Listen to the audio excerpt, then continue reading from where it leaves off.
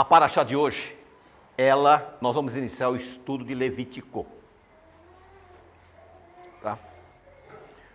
O livro de Levítico, esse nome, Levítico, é uma tradução da Septuaginta. A Septuaginta foi, na época de Alexandre, a Bíblia foi traduzida para o grego. E eles colocaram esse nome, Septuaginta. Em hebraico significa, e ele chamou. A palavra vaikra significa apenas, ele chamou. Não tem mais significado nenhum. É só isso. E ele chamou para quê? Aonde ele estava? Quando ele chamou? Em Levítico fala que ele estava na tenda, no tabernáculo. Ele ficava ali, espiritualmente. O poder dele, o Ruach do Eterno estava ali. E ele chamou Moisés, e vamos ver o que diz. Levítico, capítulo 1. Da tenda do encontro, o Senhor chamou Moisés e lhe ordenou: diga o seguinte aos israelitas: quando alguém trouxer um animal como oferta ao Senhor, que seja do gado ou do rebanho de ovelhas, se o holocausto for de gado, oferecerá um macho sem defeito, e ele apresentará a entrada da tenda do encontro para que seja aceito pelo Senhor. E porá a mão sobre a cabeça do animal do holocausto, para que seja aceito como propiciação em seu lugar. Agora o Senhor chama, venha cá. Ele vai explicar como deveria ser o sistema sacrificial de oferta. Nesse caso, tratando-se de um holocausto, o animal deveria ser macho, sem defeito. Poderia ser um boi, um novilho, uma ovelha, um cabrito, mas tinha que ser o quê? Macho e sem defeito. Ao sacerdote era exigido que levasse uma novilha de sacrifício. Então, para o sacerdote, o preço era mais caro. Mas ele só levaria este sacrifício se ele pecasse. Então era exigido uma conta mais alta. Ele teria que evitar o pecado, independente de circunstâncias quaisquer. O sacerdote, ele teria que levar o quê? Um holocausto, se ele pecasse. Continuando a leitura. No capítulo 2, perdão não, só fazer um comentário. Esta oferta chamava-se Corban. Esse é o termo para toda oferta sagrada apresentada a Deus. Vários objetos encontrados na arqueologia de Jerusalém eram marcados com esta palavra hebraica, indicando que os objetos eram direcionados para ser apresentados no templo. Primeira coisa, era tudo sagrado. Os equipamentos que estavam ali eram para ser utilizados apenas ali. Nesta casa de oração, esses equipamentos foram consagrados. Então, eles não devem ser utilizados para outras finalidades. Por exemplo, aquele teclado, ele deve tocar músicas espirituais. Mas aí o Josias diz: não, mas eu quero tocar num barzinho, uns pagode. Não pode. Aí ele vai ter que comprar um pandeiro. Não vai poder tocar com o teclado. Aqui então Deus disse que aqueles objetos, eles tinham uma marca, eles não poderiam ser usados para qualquer coisa. Oferta de cereal. Os cereais também eram permitidos você levar. Lembra da história de Abel e Caim? Muitos religiosos dizem: porque ele não levou um cordeiro, ele levou cereais. Mas os cereais eram permitidos. Qual foi o problema de Caim? A Bíblia fala, duas situações. Ele levou quando ele quis. Em segundo lugar, não ofereceu libação. Ele levou apenas os cereais. Então ele tinha que levar o azeite. Só que ele foi o quê? Mesquinho. Quando Deus te pede uma oferta, um sacrifício, Deus sabe da condição que você tem. E nós vemos que no decorrer de Levíticos, vai do capítulo 1 até o 5, você vai ver que há várias opções. E inclusive a questão do pecado, aquele pecado que você, como é que chama, como eu falei o nome? Involuntário, perfeito. Aquele pecado involuntário que você nem sabia que era pecado. Você tem que oferecer oferta por ele. Você tomou consciência, então você tem que oferecer, tem que pedir perdão por ele. Ah, mas eu não sabia. Vai ter que pedir. Por exemplo, a maioria de vocês, por que eu falo vocês? Porque eu nasci numa igreja que guardava o sábado e comia alimentos impuros. Não comia impuros. Tá? Não comia alimentos impuros. E aí o que acontece? Você que já transgrediu o Shabat, você que já comeu esses alimentos, você tem que pedir perdão por eles. Ah, mas Deus não leva em conta o tempo da ignorância, mas não te isenta de pagar a conta. Tá?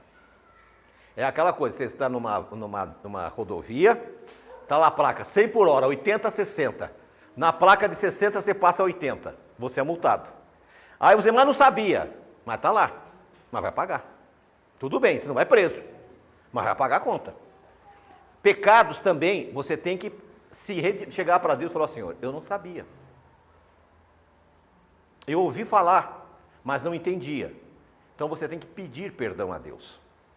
E o dia especial para isso, qual que dia que é que nós temos? Yom Kippur. No Yom Kippur é um dia dedicado que nós vamos pedir perdão. Aí você faz uma lembrança das coisas que você fez, das atitudes que você tomou. Não só de transgressões básicas, mas pecadinho, aqueles pecados que você acha que não faz diferença. Aquela lachonará que destruiu a vida do seu vizinho. Como assim? Ah, eu falei para a esposa dele que eu vi ele com uma pessoa na rua, mas eu me enganei. Mas aí a casa já foi embora. Percebe? Esse tipo de coisa, esses pecados, nós temos que tomar cuidado. E essa porção, ela vai mostrar para a gente exatamente isso. Mas talvez você diga, mas que condição eu tenho? Naquele momento, o israelita, ele era obrigado a levar o quê? Ou um novilho, ou um cabrito, ou bode, ou um cordeiro. E se ele não tivesse condições? Ele levava o quê? Cereais. E se ele não tivesse condições? Ele tinha que levar um punhado de farinha pura. Se você não tem condições, você tem que levar o que você tem condição de levar, mas tem que levar. Deus exige isso de você. Isso é para que você fixe na mente, coloque na tua mente que você depende do perdão de Deus.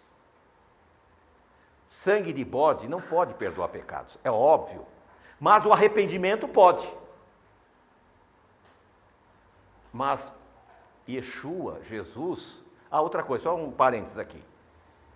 Tem muita gente que fala, não pode falar Jesus. Jesus é a tradução natural do nome Yeshua.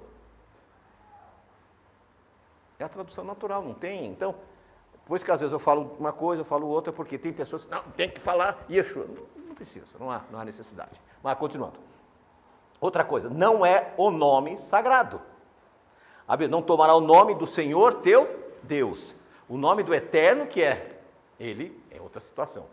Agora, do Messias, não. Então, continuando. Quando nós percebemos que nós temos que fazer uma techuvá genuína, techuvá é retorno. Então, nós temos que nos arrepender dos nossos pecados. Primeira coisa. Se você está vivendo em pecado, corrija a sua vida. Tá? Então, tem muitas pessoas que estão vivendo em pecado e não percebem. Está no erro. Outras pessoas dão um excesso de valor para certos pecados e não valorizam. E aqueles menores pecados, tudo isso pode, não é assim. Por exemplo, esse fato que aconteceu essa semana, isso foi uma tragédia. A pessoa diz, eu não posso me divorciar porque seria um escândalo. Espera aí, eu não posso me divorciar, então matar eu posso. Porque foi colocado na cabeça do pentecostal, do evangélico, do cristão, que o divórcio é de morte, agora matar pode. Tá? São coisas, isso é uma coisa absurda. Eu não posso me divorciar porque é um escândalo, mas eu posso matar. Ela está mais preocupada com a imagem dela do que com a salvação dela. Sim, com certeza. Quando a pessoa vai casar, ela não vê bem, para que ela não se arrependa depois, assim, fala na questão de pessoa, né? Porque já teve pessoas que casou com pessoas e depois pediu a Deus para matar, viu? Deus não ajuda. Percebe? Então nós temos que ter cuidado. Então, corrija a sua vida. Se você está com a vida irregular, coloque ela em dia. As coisas vão fluir. Deus, Ele vai olhar para você daqui para frente.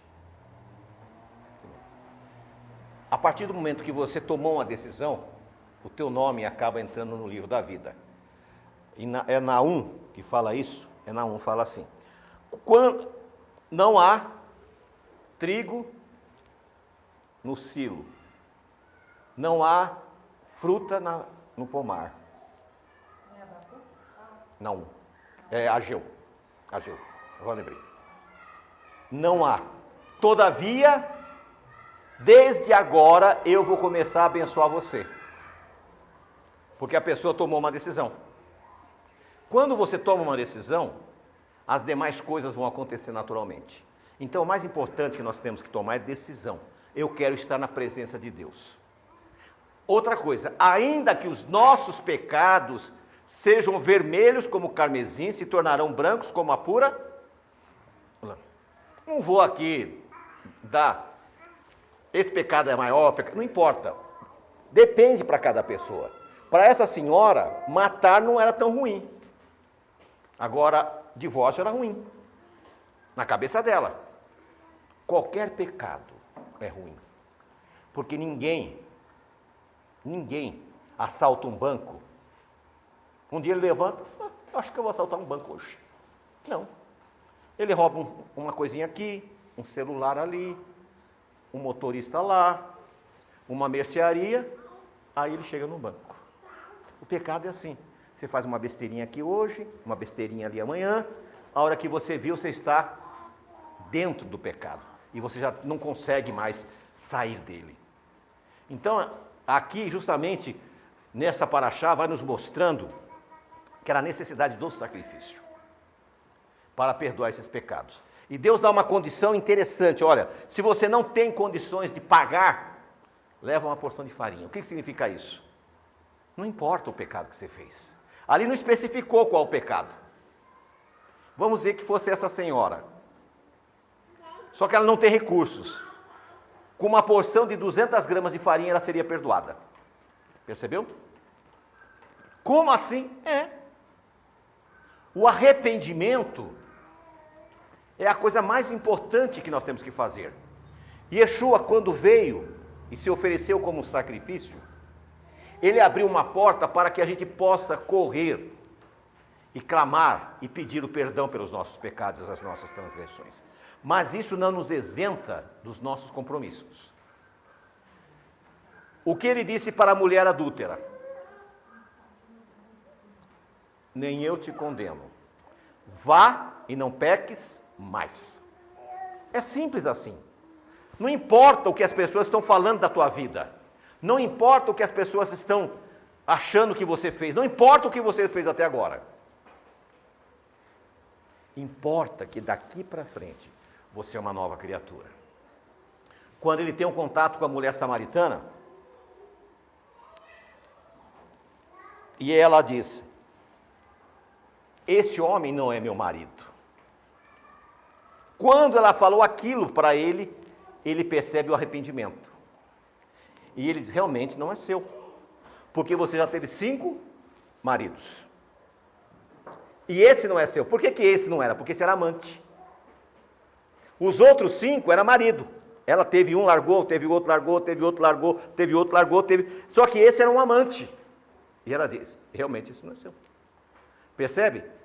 E aí ele mostra para ela como alcançar o perdão. Como alcançar a paz. Porque o pecado é pior para o pecador do que para qualquer pessoa. O pecado corrói. O pecado entristece.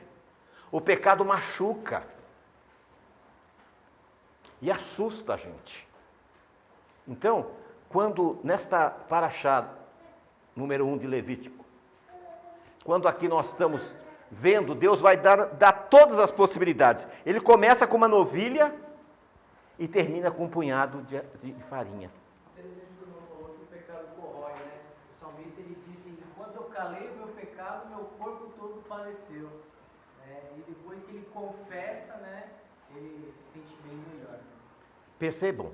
Então nós temos que ter essa visão. Davi era um homem sanguíneo. Hoje nos aparece o Davi dos Salmos. Mas ele era um assassino. Ele era um assassino. E esse é o motivo que ele não pôde construir o templo. Esse pecado Deus não perdoou na vida dele. Não é que não perdoou, Deus não aceitou. Perdoado foi. Mas não aceitou. Você não pode. Porque existem situações também que não dá para a gente, uma pessoa ter uma posição dentro de uma situação.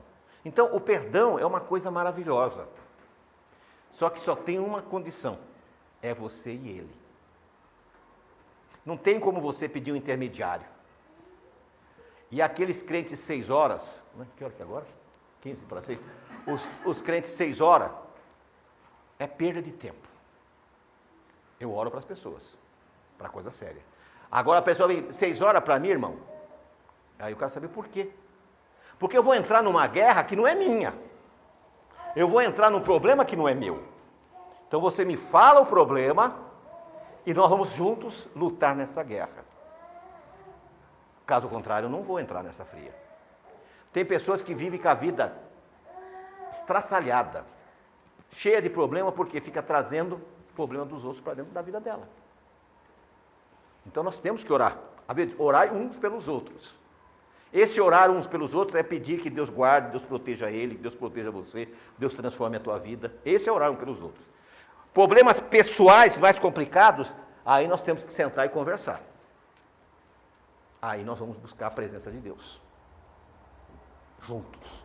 Agora, carregar o seu problema eu não vou não. Porque Yeshua já fez isso. Ele já levou o nosso fardo. E existem casos também, irmão, que a pessoa ela está passando por um processo, é Deus que está fazendo ela passar por aquilo, testando ela, e se você entrar no negócio, você vai lutar contra Deus. Vou interferir, percebe? Então, até a oração é uma coisa muito complicada. Então nós temos que ter cuidado. Às vezes as pessoas acham que, mas não pode ser assim, tem que ser mais maleável. Não é maleável. Nós temos que orar sim, mas temos que saber o porquê. Aí nós vamos orar. Irmão, quero que você ore para a minha vida. Está tudo bem. Mas o que na tua vida? Qual parte da tua vida que você precisa de mudança? Eu preciso da mudança na minha vida financeira. Então nós vamos pedir a Deus sabedoria para abrir seus olhos, para você visualizar o que é bom. Eu não posso pedir a Deus que dê sabedoria para você pegar um R15 e assaltar um banco. Que também roubar um banco resolve o problema financeiro. Vai preso, mas resolve, temporariamente resolve. Não deixa de resolver. Até ser pego, resolve. Então são coisas que nós temos que, outras vezes, como o irmão disse ali, tem pessoas que oram pela morte de alguém. Uma vez aqui nessa congregação mesmo, teve uma senhora que disse, eu estou orando para que o meu genro morra, para que minha filha case com essa pessoa. Eu fiquei sem saber o que fazer. Eu não sabia se eu parava, se eu orava, eu não sabia o que fazer. Como é que pode? Perceba? Então, irmãos, é muito grave. Eu achava que a outra era benta, né?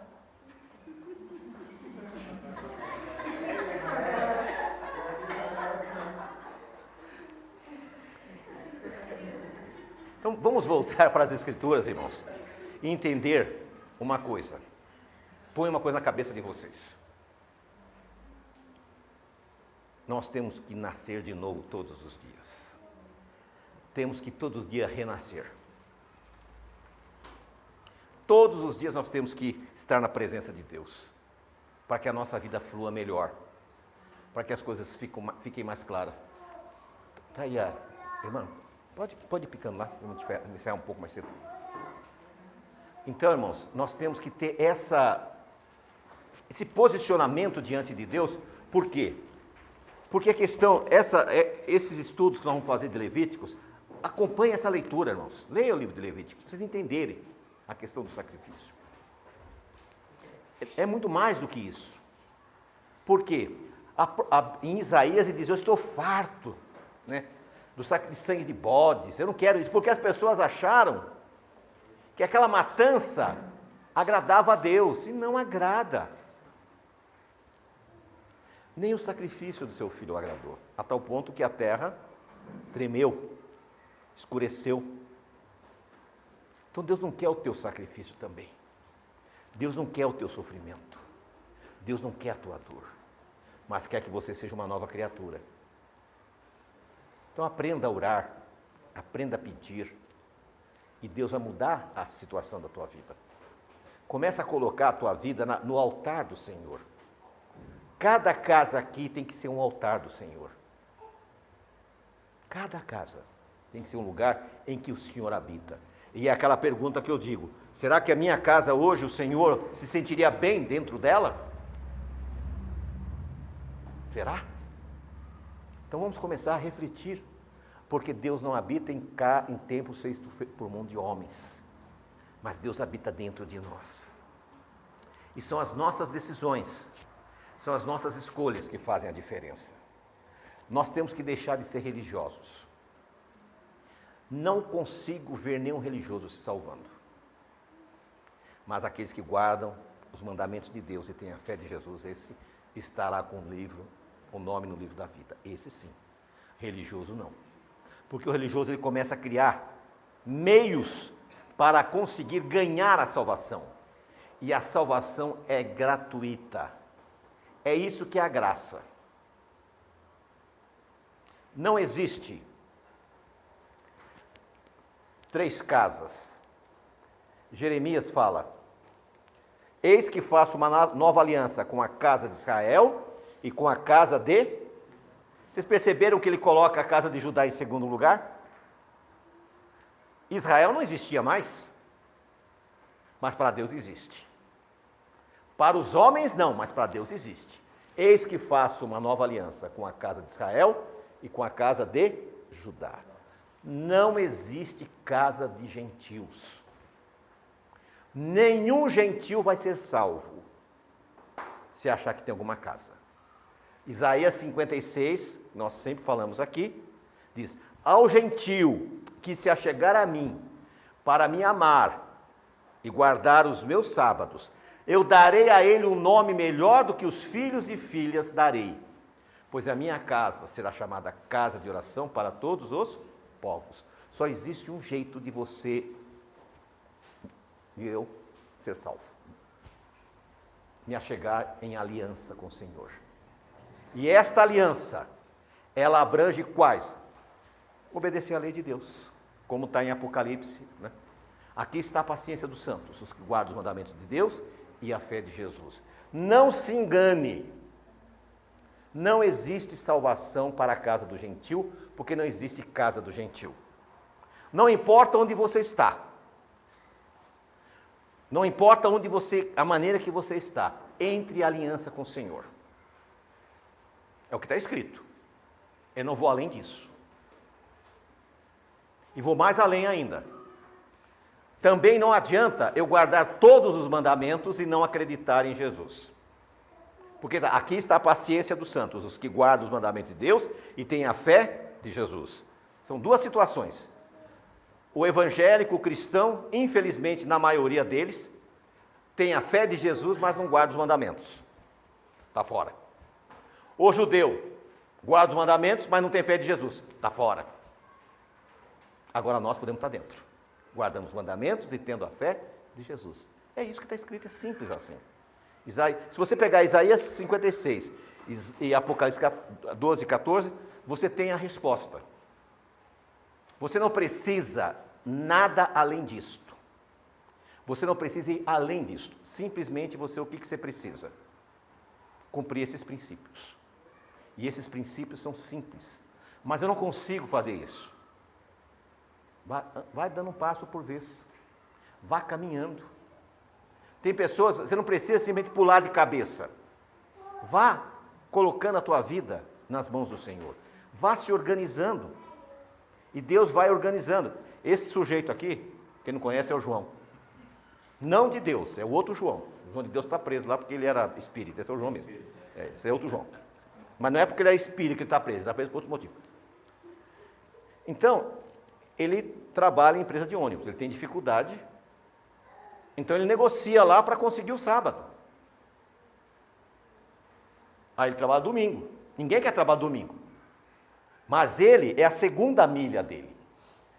E Yeshua não disse, se te pedirem andar uma milha, ande duas. A lei romana dizia que se um romano estivesse andando na rua e você passasse, você era obrigado a carregar a bagagem dele. Por uma milha, você era obrigado. Se você não carregasse a bagagem dele, você era preso e morto. Mas ele diz o seguinte, não ande uma milha, ande duas. Sabe por quê? A primeira você é obrigado, a segunda você virava amigo dele. E dividiam as cargas. Quando você abre mão de certos privilégios para servir a Deus, Deus vai te retribuir com bênçãos. Deus vai te colocar em uma outra situação. E esta é o que nós chamamos de techuvá escritural, ou seja, a volta às Escrituras. Simples assim, está escrito. Yeshua começa o seu ministério falando o quê? Vamos repetir junto? Está escrito. Se não tiver, não vamos nem perder tempo com isso. Amém? Amém. Que Deus abençoe todos.